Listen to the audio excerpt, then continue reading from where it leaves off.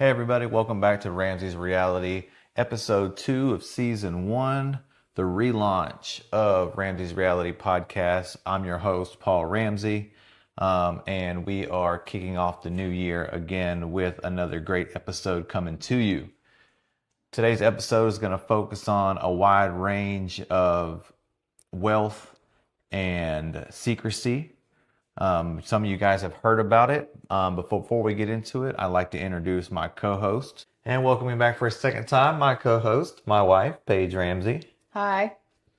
All right, so today we are going in with episode 2 with the conspiracy that I think everybody is familiar with. I think you are, everybody's watched the movie, especially if you grew up in the 90s. I don't know how many movies you ever watched that were 2 cassettes long. 2. Craziest thing in the world. Even at the movie theater, they had to change out the actual film roll. Crazy. They took a 10-minute intermission. I never watched it in theaters. Oh, Except man. for, I don't know, I think we snuck in towards the end maybe, but I never actually watched the whole thing. I loved it. So today we are talking about the Titanic switch theory and the theories around why it potentially was switched. So on April 15th, 1912, the RMS Titanic slipped beneath the freezing waters of the North Atlantic. Over 1,500 people died, and the world was told it was a tragic accident.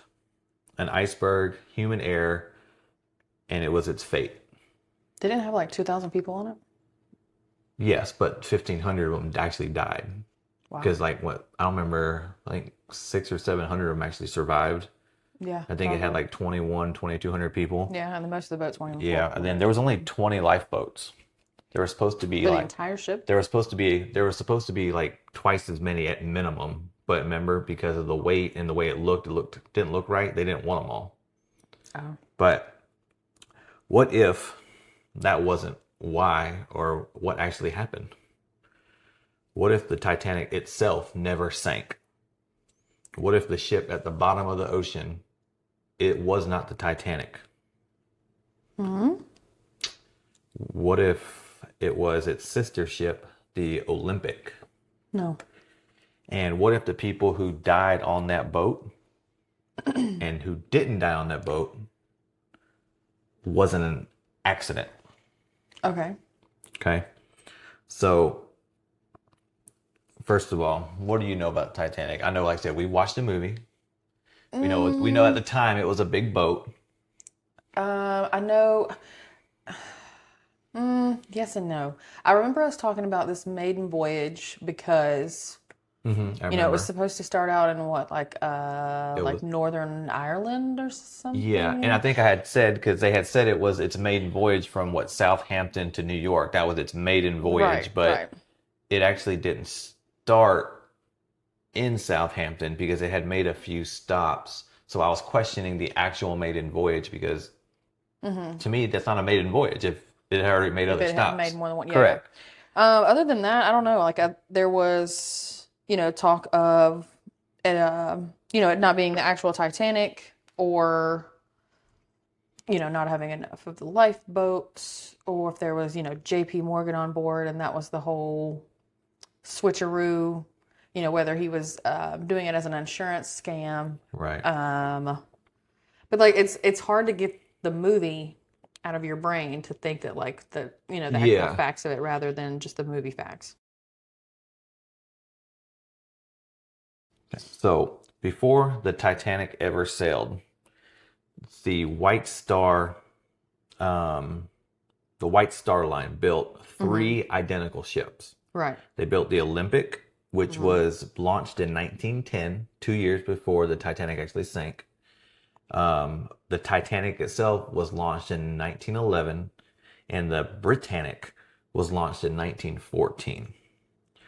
So the theory is, because these ships were all identical to a degree, now there were some slight differences, whether it was different, room setups, different outside exterior designs.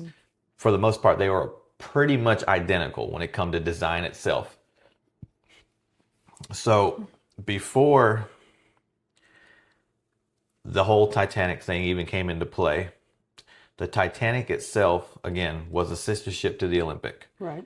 So, but what a lot of people didn't know was prior to the Titanic making its maiden voyage, as we were told, its sister ship had a lot of problems. And the problems it was structural. Nobody knew that. In 1911, in September of 1911, the Olympic's fifth voyage at this point collided with the British Royal Navy cruiser, the HMS Hawke.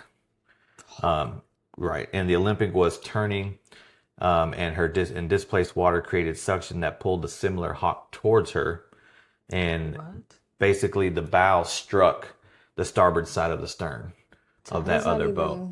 And when they say it sucked, I don't know how water works like that. Like when water, I'm thinking maybe it had like a hard turn. I don't know. Okay. I don't. It's physics. Okay. Something to do with physics. I don't really know. There's probably a reason for that.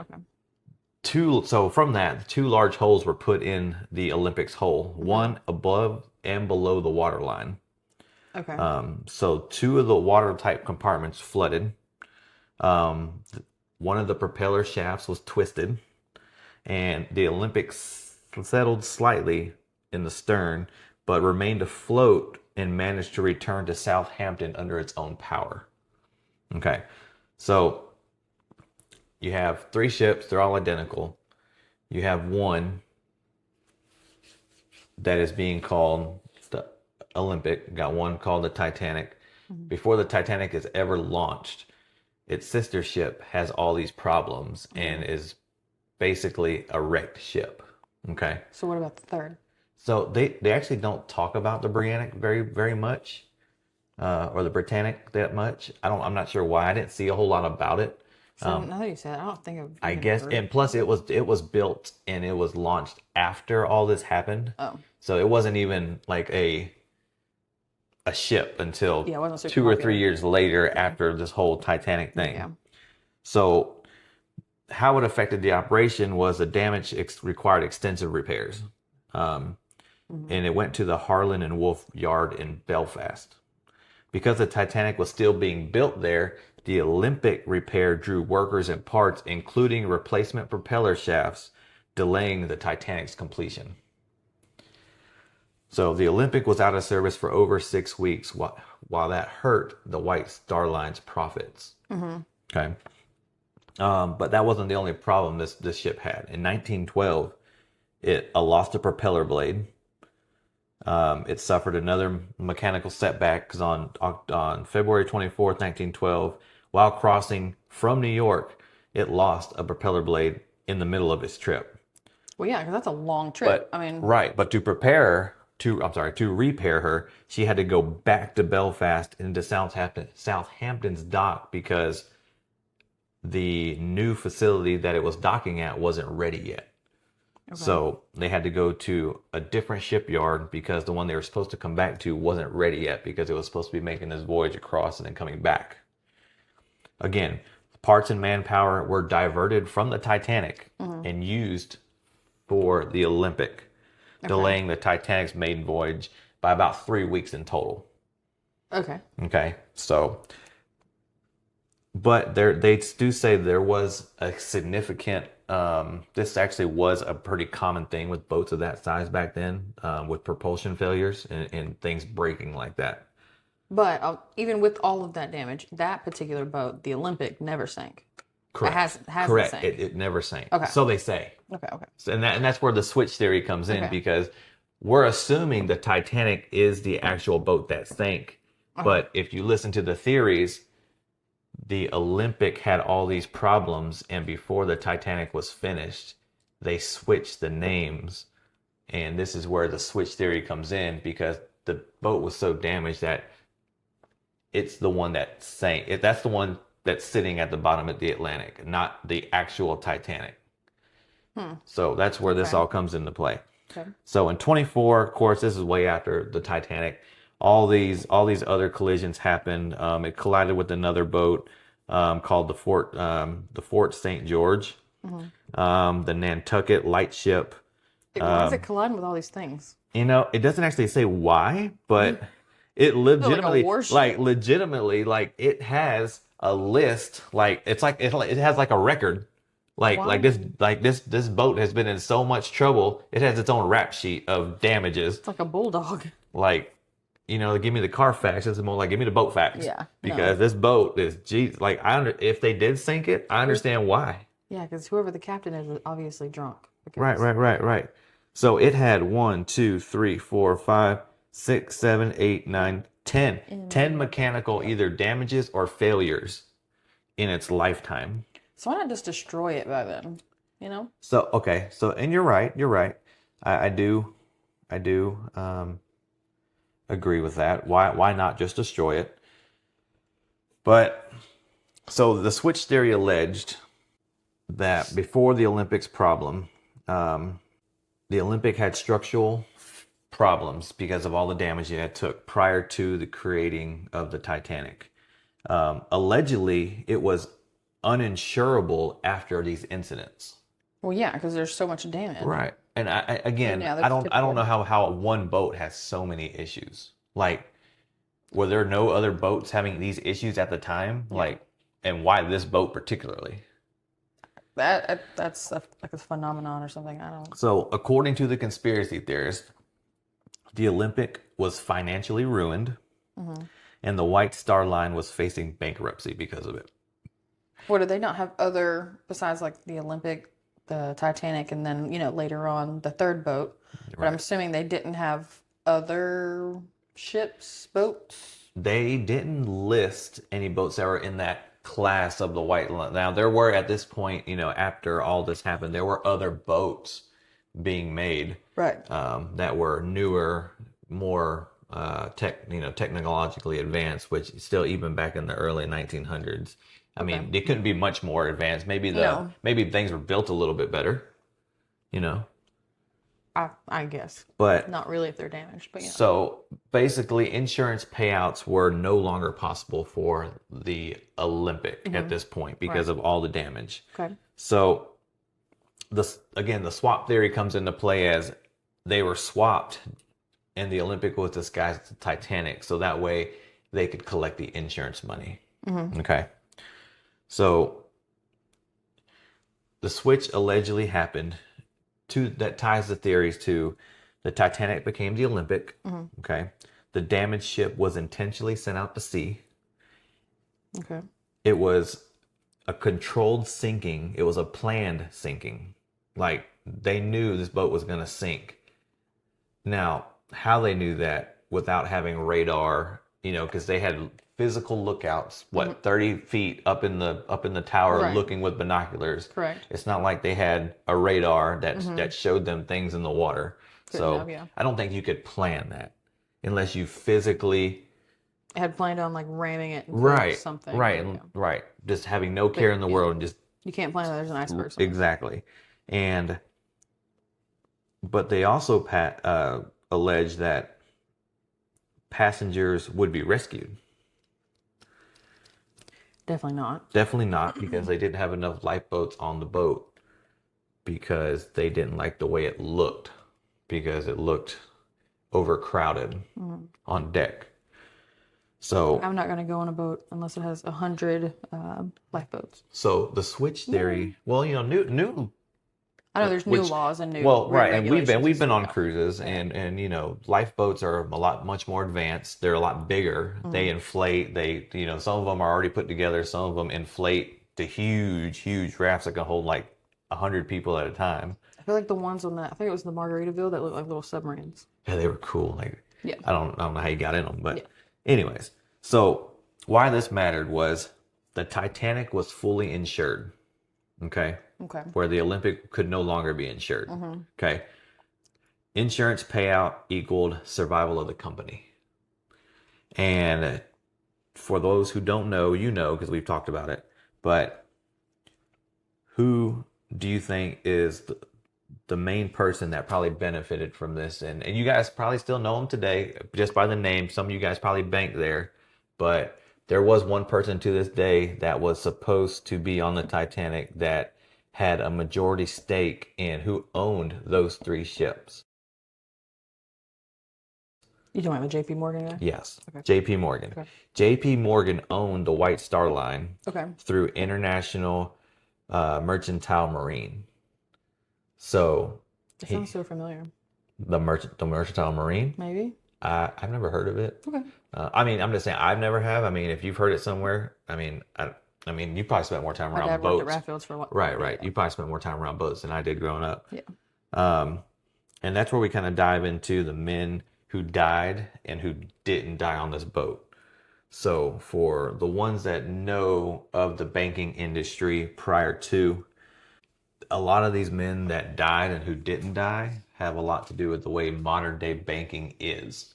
Yeah, but the J.P. Morgan himself wasn't actually on the ship, right? Correct. He had canceled his trip. Correct. Or something. Right. So, and when we're going to get that in just a second. Okay. So the people that were on board, and we're going to talk specifically about the ones that died first. Okay. So John Jacob Astor IV. John Jacob. He was one of the richest men in the world at the time. He was a major opponent of the newly proposed Federal Reserve. Okay. He was a financier, inventor, and a real estate, like big guy. Mogul. Big guy. There you go. Big guy. He did die on the Titanic. His opposition was to centralized banking disappeared because of his death. Okay. And the Federal Reserve passed just a year later. Interesting. And he was one of the people that were against it. Coincidental. Coincidental. So, and the conspiracy angle on that was he was allegedly planning to expose how powerful the financial interests were of these other people. Okay. So, not only does the theory say they sunk this boat for the money, but now the theory suggests that this boat was sunk on purpose to get rid of these high figureheads that would ultimately fight against the way things came to be with money. federalized banking. Right. Okay. Benjamin Guggenheim. He was a member of the Guggenheim banking and the mining family, another Federal Reserve opponent. Okay. His outcome, of course, he died, but he had a lot of wealth and influence redistributed after his death. But he had no resistance to the banking reforms. Isidore Strauss, he was a co-owner of Macy's department store, former U.S. congressman, vocal opponent of centralized banking. So again, another opposition that would have went against J.P. Morgan and such right. about this, industrialized, the centralized banking power. Okay. The story suggests he did refuse a lifeboat. I don't know who knows that or who told anybody that. Maybe it's somebody that survived that told them later down the road, but he refused a lifeboat. Okay. He died alongside his wife on the ship. And that was another obstacle for the ones that didn't die that was now gone. Okay. The men who did not sail. Henry Frick. He was a business partner of Andrew Carnegie, another powerful industrious. He did not board. And he was a very big supporter of centralized banking. Okay. George Vanderbilt, member of the Vanderbilt dynasty, extremely wealthy, canceled days before sailing. Doesn't explain why. It just says he canceled. J.P. Morgan. Okay. He was the owner of the White Star Line. And he to this day is still one of the most powerful bankers in the world. And his bank is, I believe, J.P. Morgan and Chase. I believe that's what it is. He originally planned to sell, but canceled the very last minute. His stuff was already on the boat. Like all of his belongings were on the boat, and he decided not to go. Literally, like just minutes to hours before the ship was set to sail. See, I also read something on that he had canceled for, it was a certain reason. And like in that explanation, it was like a meeting or a big business something going on. And it happened all the time. So he actually needed to go to it. But that was, again, something I've read. Right. So. And just a little backstory on J.P. Morgan. So because he was such a big guy, we're going to kind of explain why he was so big and why he was so important to this whole. Important? Important as to, we're not sure how much influence he had on this whole boat theory sinking, getting rid of people. But Okay. just to paint a picture here, J.P. Morgan, he's known as John Pierpont Morgan. He lived from 1837 to 1913. He literally died a year after the Titanic sank. Nice. That's not nice. I didn't mean it like that, but He was the most powerful banker and influencer in the world at the turn of the 20th century. And he wasn't just wealthy. He controlled like entire industries. He had influence over banking and finance, the railroads, U.S. steel, shipping industry, electricity, and communications. So like he had his hand in everything the U.S. was doing. Everything. At one point, his personal financial power riveted that his power could rival the U.S. government's. That's how powerful he was back then. okay. So I mean, I don't know how you get to like, I don't know if that's like a modern day Elon Musk or Jeff Maybe, Bezos, probably, yeah. but I don't think even today you can have that much power and control our government. You know what I'm saying? Like, just because you got money. I mean, I get paying the government off in some aspect, but Right. I don't think you can have that much sway on the government just because you have, say, $1 billion. That's your opinion. I mean, Yeah. that's my opinion. You gotta be in the government to find out. True. So in 1902, he created International Mercantile Marine, IMM. Okay. It was a massive shipping trust designed to dominate the transatlantic travel. Okay. Through IMM, Morgan owned the White Star Line, which operated the Olympic, the Titanic, and the Britannic. It was the Titanic was just not. Wasn't just a ship to him. It was actually his flagship project. It was meant to crush rival shipping lines, consolidate control over global trade routes, and demonstrate American financial dominance using British shipbuilding. So it was supposed to represent power. Correct. Obviously. And oddly enough, even today, a lot of the ships that you guys, we even sailed on, Royal Caribbean, Carnival, Margaritaville, like all these cruise lines, if you actually look at them, none of them are built in America.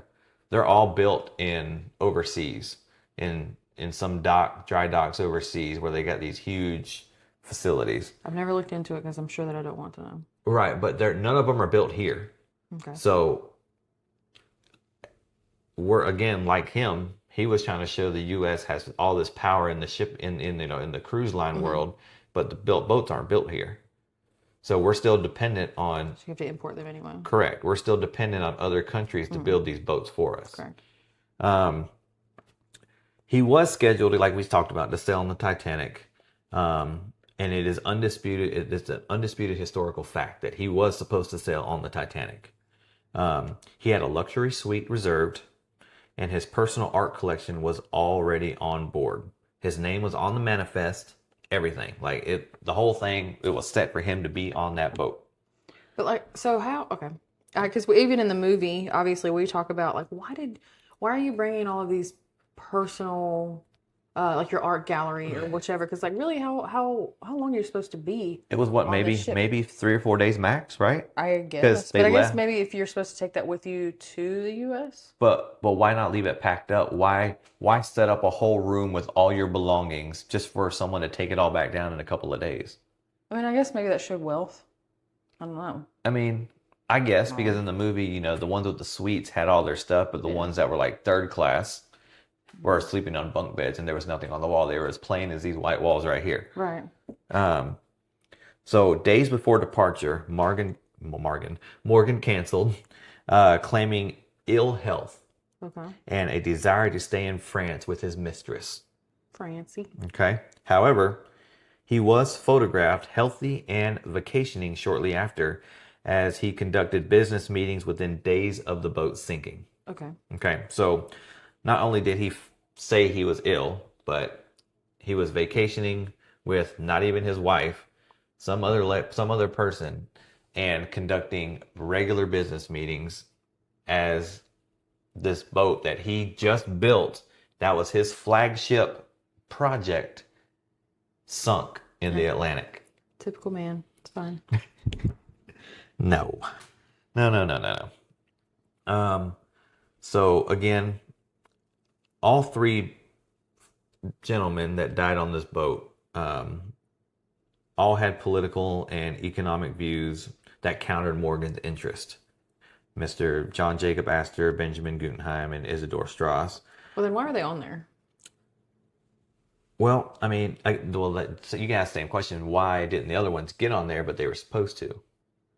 But I'm saying if they were disputing or against his business model and stuff like that, so then why I mean, were they sailing over there on his I ship? I agree. I mean, if they had that big of a problem, first of all, why are all these figureheads getting on this one boat just to be stuck at sea together for days and days and days?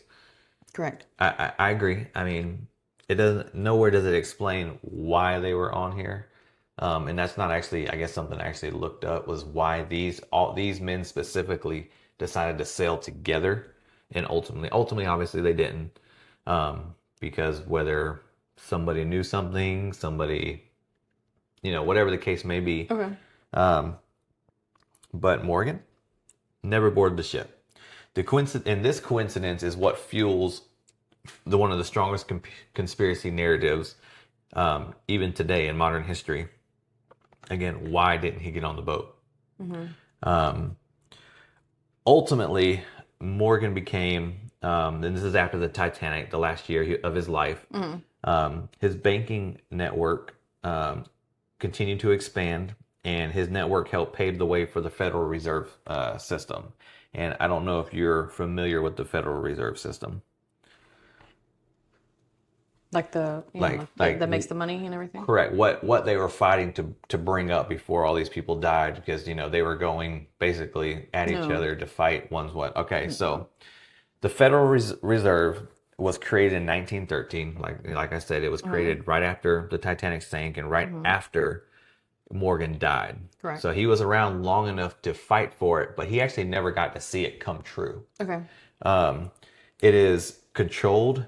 It controls the U.S. money supply, what the Federal Reserve does. Right. It acts as a central bank, and it stabilizes banking after repeated financial panics.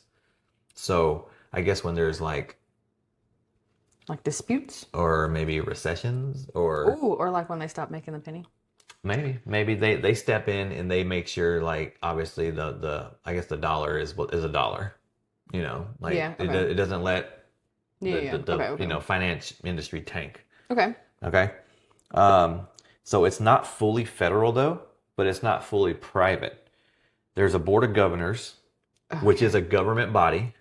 Okay. Oh God. And there's regional Federal Reserve banks that are owned by member banks, private banks, basically.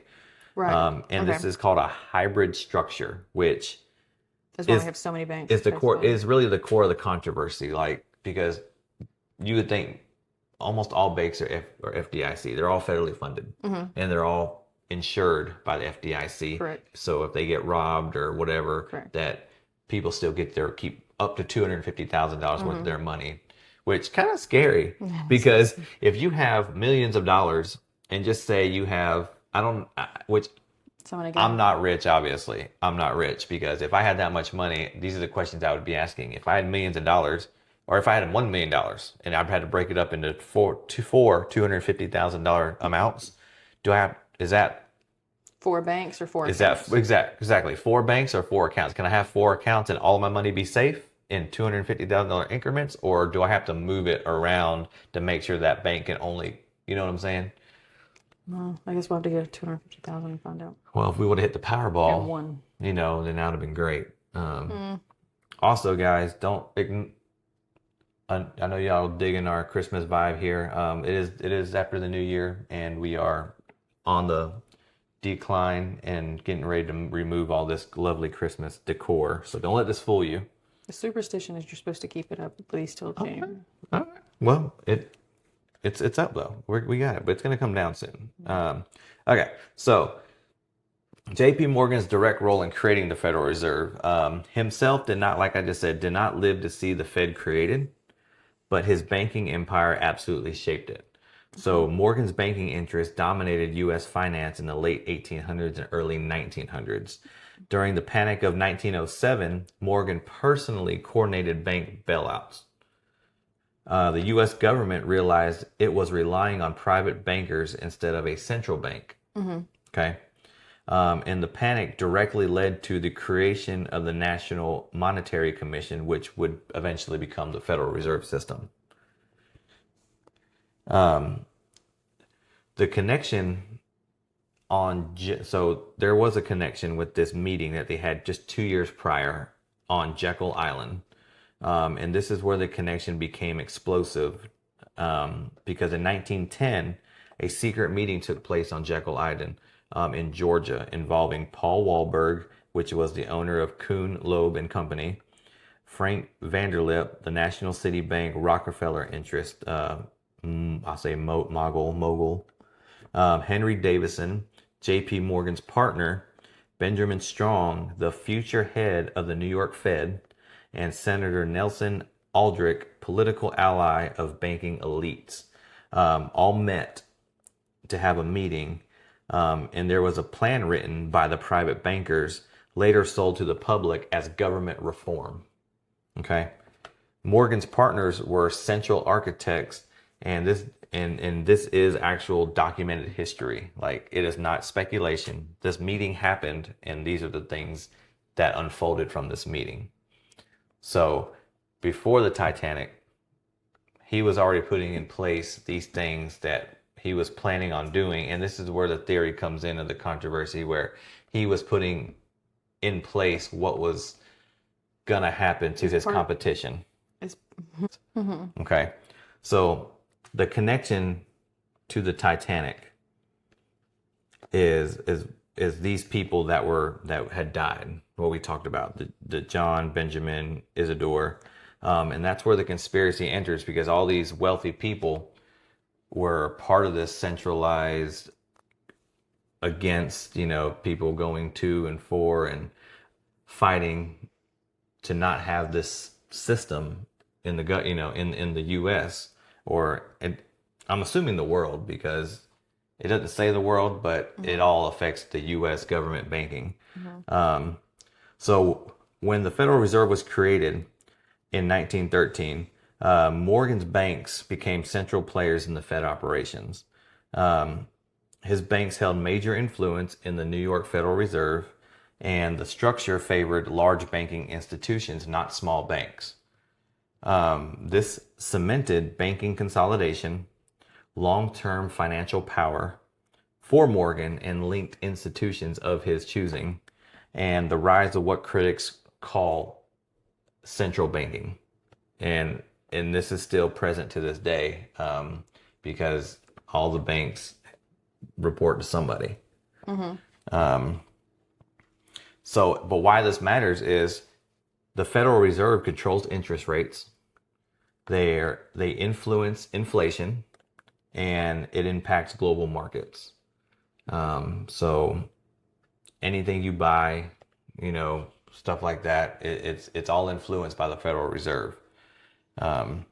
J.P. Morgan Chase is now a descendant from Morgan's empire and is one of the most powerful banks on earth. So again, the question is, who really controls our money? Is it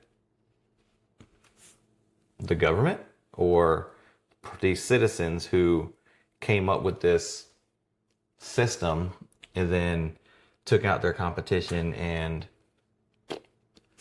we have what we have today? Okay. So we shoot back to the Titanic, and we're talking about the switch theory. The Olympic, Britannic, and the Titanic were all sister ships with almost identical features. After the Titanic sank and they started looking into it, the ones going down looking and trying to compare footprints, like, blueprints for the ships, and trying to make sure this was this boat, because, insurance has come into play.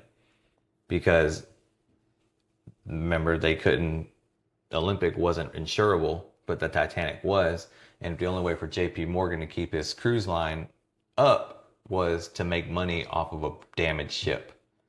So, Well, I when, wonder how long that it took for him well, to like claim it. right. And nowhere did it say how long it took. Okay. But photos of the wreckage allegedly matched the Olympics layout. They recovered nameplates, but there was irregularities, and there were signs that the nameplates on the boats were altered. Structural damage, the wreck damage doesn't fully align with the iceberg theory, according to some of the researchers. Like the damage that was supposedly caused by the iceberg doesn't match where the boat was actually damaged. Okay. So, Well, where was the boat actually damaged? talking about the original boat. I guess. Well, so the Olympic when it was The having Olympics all beat up. right So, and when it was going through all of its incidents, its rap sheet, it had hull damage on all different levels. It had dents on both sides. Like it had been, like I said, the propulsion system had been damaged. Um, and they've replaced it more than one time. Like I said, it's been beat up. And I'm sure structurally somewhere in there, it was evident that it had structural damage. But because it was so similar to the Titanic that I guess at first glance, no, you wouldn't notice because the boats were almost identical, literally Okay. to almost every detail on the boat. Okay. That's how identical they were. Mainstream historians argue that there's no credible documentation of a switch. There are structural differences found in the wreckage. Insurance claims did not fully cover the loss of the Titanic, and no whistleblowers emerged after the fact, after it sank. Nobody that worked on the boats. But as conspiracy theorists responded, these records were still controlled by elite people, like high up people that weren't giving out this information, and survivors were bound by loyalty or fear of retaliation if they were to speak out. So they're saying the truth was buried in the wreck itself Yeah. Okay. because They're saying nobody said a word afterwards. no, yet. right, nobody said a word. Nobody can confirm or deny that these boats were switched, names on them, and Correct. one of them is still, the Titanic is still out there sailing. That's nobody's saying that, but that's what they're saying at the same time, if that makes sense. To you, what are your thoughts on if you were JP Morgan and you had a damaged boat? Like, what are your thoughts about the Titanic? Like, ultimately, what do you think? What boat is sitting at the bottom of the Atlantic Ocean? The Titanic. The actual Titanic? Yeah. I don't see any other reason to, dispute that. I feel like maybe there were people he might have let go or fired or cut out of his circle, and then was trying to bring down the big guy that's like, hey, I'm powerful and I have all of these resources and money, and maybe somebody got mad that he was supposed to be on the trip, but he didn't, and he backed out last minute, and now they're like, oh, well, maybe that's why. Because maybe him backing out of the trip was really nothing.